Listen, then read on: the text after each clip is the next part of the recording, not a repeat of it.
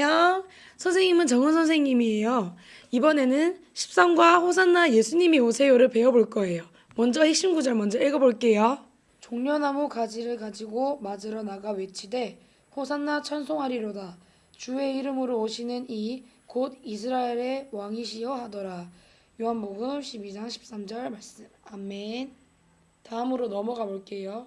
오늘은 먼저 스티커를 가지고 특별한 사람을 꾸미려고 해요. 51쪽을 보세요.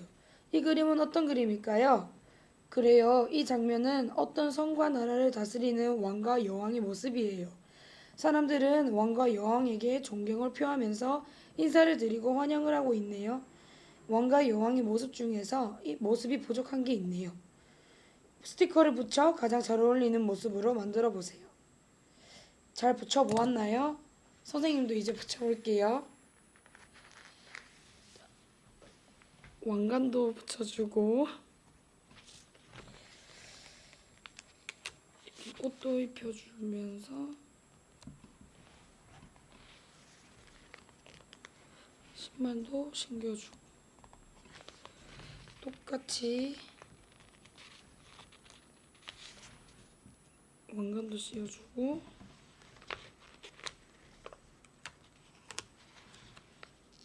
드레스도 입혀주고 신발도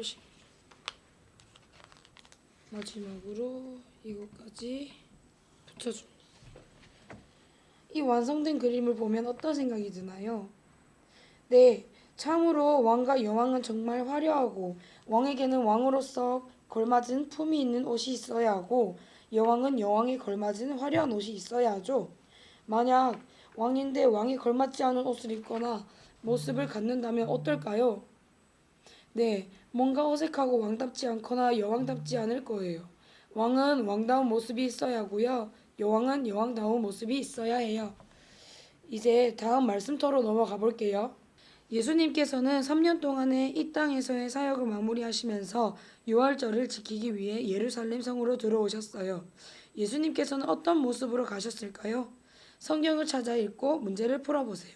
그리고 그림에 어울리는 스티커를 붙여보세요. 예수님은 무엇을 타고 예루살렘에 오셨을까요? 네, 맞아요. 예수님은 어린 나귀를 타고 오셨어요. 그러면 예수님의 모습과 세상의 왕의 모습과는 어떤 차이점이 있을까요? 어떤 느낌이 들어요? 네, 분명 차이가 있어요. 세상의 왕의 등장은 화려하고 멋있어요. 원래 왕이라면 능력과 힘을 상징하는 말을 타야 해요.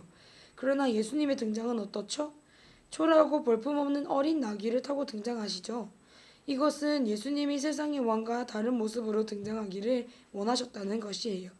예수님이 어린 나귀를 타고 등장하신 것은 구약의 스가랴 선지자의 예언을 실현시키기 위해서였고, 예수님은 세상의 왕처럼 자신을 자랑하고 드러내기보다는 겸손과 섬김을 위한 왕으로 오시기 위해서예요. 52쪽에 보면 사람들은 무엇을 들고 예수님을 환영하였나요?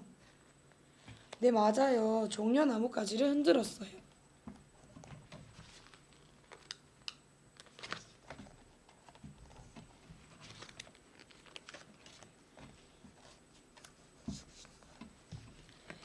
사람들은 로마의 고통에서 벗어나게 해줄 세상의 왕으로 생각하고 예수님을 환영했어요.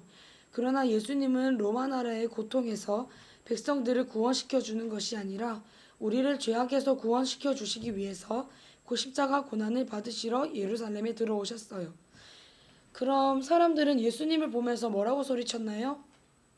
네, 호산나라고 외쳤어요. 호산나의 뜻이 무엇인지 살펴보도록 해요. 아래의 성경 박사의 내용을 같이 살펴봐요. 예수님께 예루살렘에서 환영했던 사람들이 외쳤던 소리 호산나의 뜻은 우리를 구원하소서, 우리가 구하옵나니 이에요. 사람들은 우리에게 우리를 구원하소서라고 외쳤어요. 그러나 그렇게 외쳤던 사람들이 며칠이 지나서 예수님을 십자가에 죽이는 사람들이 되었지요. 자, 이제 다음 페이지로 넘어가 볼게요. 아래의 그림을 보세요. 세상의 왕과 예수님은 다른 모습으로 등장하고 있다는 것을 알 수 있어요. 예수님은 세상의 왕들처럼 등장하지 않으셨어요. 왜냐하면 예수님은 세상의 왕처럼 등장하실 수 있었지만 우리를 위해서 세상의 왕처럼 등장하는 것을 포기하셨어요. 아래에 다른 두 왕의 모습과 관련이 있는 단어들을 연결해 보세요. 세상의 왕과 관련이 있는 것은 무엇일까요? 자랑과 명예와 권력과 왕관이 있겠죠. 예수님도 왕으로 이 세상에 오셨지만 예수님과 관련이 있는 것은 무엇일까요? 겸손과 사랑과 섬김과 십자가가 있겠지요. 예수님은 겸손하셔서 나귀를 타고 등장하셨어요. 그리고 우리를 사랑하시고 우리를 섬기시기 위해 십자가를 지시기 위해서 예루살렘으로 들어오셨어요. 얼마나 힘든 결정일까요? 하지만 예수님은 우리를 위해 그 길을 가셨어요. 우리도 예수님처럼 섬김의 왕으로 살아야 해요. 다음 페이지로 넘어가 볼게요. 자, 이제 우리가 결심해야 할 것이 있어요. 그것은 우리도 예수님처럼 섬김의 왕이 되겠다는 결심이에요. 그래서 아래의 칠판 모양 빈칸에 나의 섬김 결심문을 써넣어 보고 최종 결심 사인을 해보세요. 다 적은 후에 돌아가면서 자신의 결심한 내용을 이야기해 보도록 해요. 다른 친구들이 발표한 후에는 모두 엄지손가락을 펴서 당신은 섬김의 왕입니다 라고 칭찬해 주세요. 자, 이제 선생님이 기도하고 마칠게요.